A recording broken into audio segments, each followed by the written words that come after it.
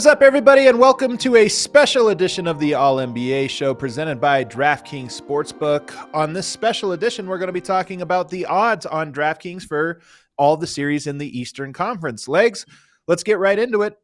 We first have the Orlando Magic and the Cleveland Cavaliers. DraftKings says that the Cavs are nearly a 2-1 favorite. They're minus 195 to win the series. Orlando, they have the Magic at plus 165. Do you agree with those odds? Is this Cavs' series to lose? I think it is. This is a tough one. I really think, honestly, I feel like this could go either way. I really like the Magic a lot. I just wonder if a couple things. One, just their youth, going through something like this for the first time.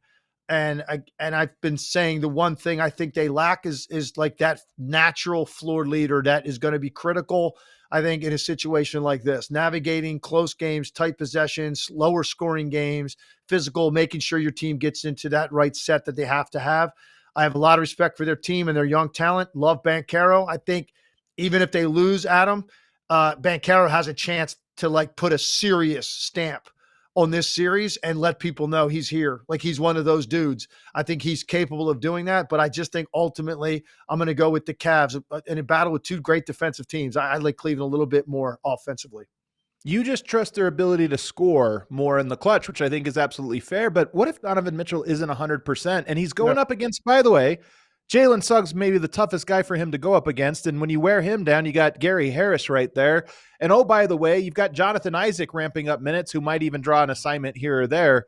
So, you know, if Donovan Mitchell is not great in this series, can the Cavs win?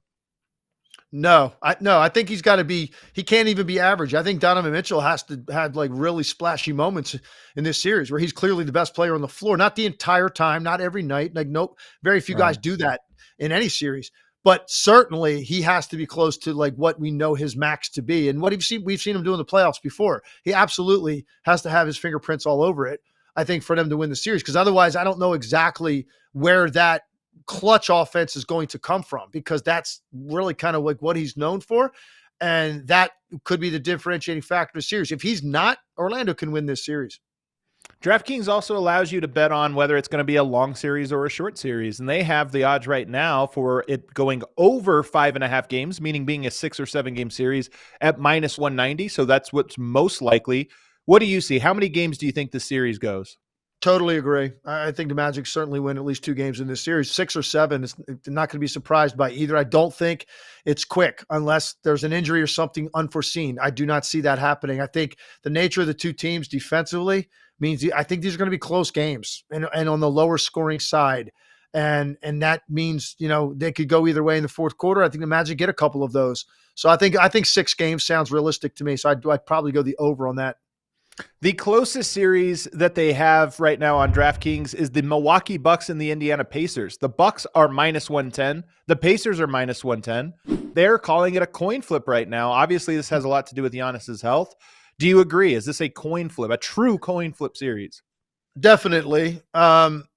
This might surprise a lot of people, but you know, I would have been very tempted to pick Indiana anyway if Giannis was 100%.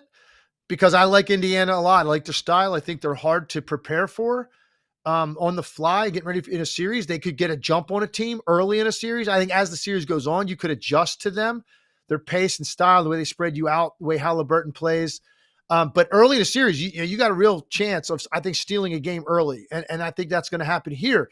That's if Giannis was 100% healthy. The fact that we don't know when we're going to see him, it's, you know, the start of a series, that's very vague. Is that a game? Is that 2? Is that 3? Is that the whole series? We don't know what's going to happen with Giannis. So as a result, and the limitations or lack of availability, even for part of this series, I think for me, makes it a little clearer in my mind that I think Indiana's going to win this series.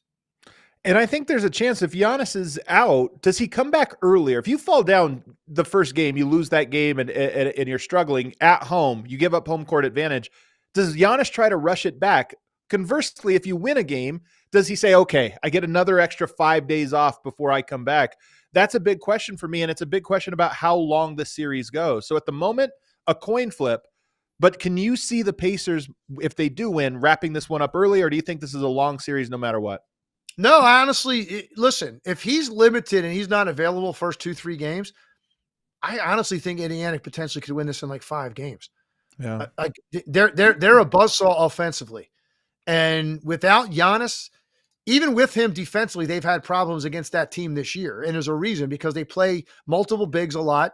Brook Lopez, Bobby Portis aren't the swiftest guys changing ends of the floor. Giannis is, obviously, but he's a bigger guy once he gets moving. And then to cover the way that the Pacers play, quickly up the floor, multiple guys getting into the lane, draw, drive, kick, shoot a bunch of threes, shoot them early. A lot of guys that can do it. I just think their style is a problem for Milwaukee. It proved to be that in the regular season, and it certainly will be that in the postseason, and especially if Giannis isn't available. So, no, I think this is the kind of thing, if Giannis is out for most of the series, I just think it's going to be very difficult for Milwaukee to get to the number they're going to have to against this team without Giannis, or be able to slow them down to the extent that you're in these games late. So I really like the Pacers in this series a lot. The other game that's a total coin flip, at least according to DraftKings Sportsbook, is the Knicks and the 76ers. Right now, that is -110 76ers, -110 Knicks. That's a line that I suspect will change in the coming 24, 48 hours as we learn more about Embiid's health and status and all this different stuff. But do you see that as a coin flip series? My goodness. Yes, I do. No matter what, I do. Clearly, Embiid's not going to be out. I don't believe at any point. I mean, I don't know what it would have to take with everything he's been through in the playoffs in the past to get to this point. He'd have to literally be out there just dragging a leg around to not play. So he's going to play. I have a feeling he might get worse as the series goes. But even with that, he's a commanding presence, man. He requires a lot of attention. He requires a lot of bodies near in the paint if he's anywhere near it, because he's just so big and skilled. And they do have Tyrese Maxey. They got some other nice role playing pieces. I think that's enough to certainly be in the series. So I think this is a coin flip. And this is one of those ones. Like I could pick the Knicks, which I'm going to do early, because I think Embiid, based on what I saw against Miami, I think he's going to be extremely limited early and then get worse as the series goes with his physical condition. If that's true, the Knicks are going to win the series. Now, I reserve the right to change this, Adam. If Embiid comes out in game one, it looks like the same guy we saw 2 weeks ago. If that's the case, the Sixers are the better team. And I've been saying for a while, I think Philadelphia goes to the conference finals once I saw how this bracket played out, but not when I saw Joel Embiid against Miami. That's not the same guy I've been watching for the last month. And that's why I think the Knicks, they should really be excited about this opportunity. It all comes down to Embiid's health. But the more we did this on Thursday's show, we talked about this matchup. I think I'm even moving more bullish on the Knicks' chances here, because the more I think about it, I don't know that they can win without Embiid being what he was at his MVP level. So even if he is, I think we were talking about, can you get to 70, 80% of that? We think he was at 50 in that play-in game. I'm going to go farther and say I don't even know if 70 or 80% gets it done. I think he has to be even higher than that. And because of that, that's why I am taking the Knicks. And I wouldn't be surprised, like the value on this one, I would not be surprised if it went a little bit shorter. So for me, I could even see a bit of a shorter series. Do you see this one, though? 6 or 7, no matter what? I do. Yeah, it'd be very surprising for me, no matter what Embiid's condition is, to see the Knicks. Because here's the thing. The Knicks aren't a super consistent, high-powered offensive team. That's the thing. Like, Brunson, I'm pretty confident what he's going to do. They got some other guys that are streaky. And look, they play hard, they defend, they get on the glass. But the one thing you're not sure about the Knicks from night to night is the shot making from the perimeter. If I felt more confident in that, the way Embiid looks, I'd say, yeah, you know what? This could turn into a 5-gamer. But the fact that the Knicks themselves are streaky, I think that means that it's going to be harder to put a team away. So, yeah, 6 or 7. It's got it written all over it. I would not be shocked to get us game 7 in Madison Square Garden.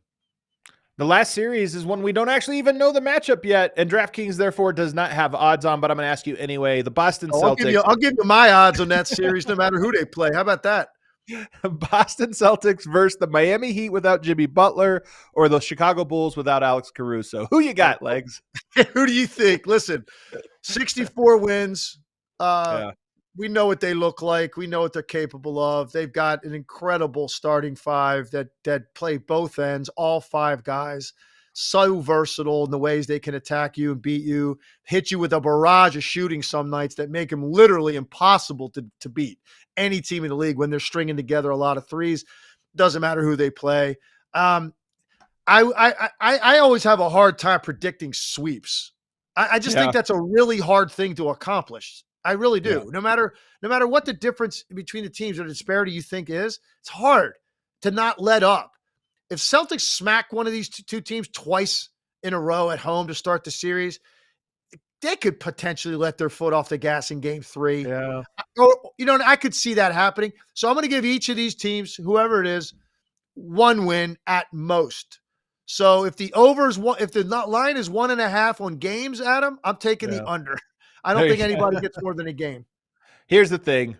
I'm going with the sweep. I'm predicting the sweep in this one. And I'm with you. I think you predict sweeps too often in the NBA. It's really hard to do.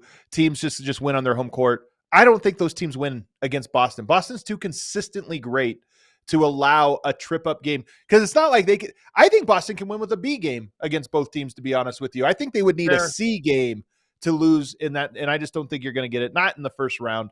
So that's how I have it. That's our Eastern Conference DraftKings special preview. You can bet along with us. You can make your own picks or let us know in the comments if you disagree. And you can tell us you're going to bookmark this and come back and let us know. I told you the Heat were going to win in round 1. I told you they were winning in 5. You can bookmark this and tell us. Thanks for tuning in. Don't forget, we're doing the show live 4 times a week throughout the entire playoffs, breaking down all the series, all the games. You're not going to want to miss it. We'll see you next time.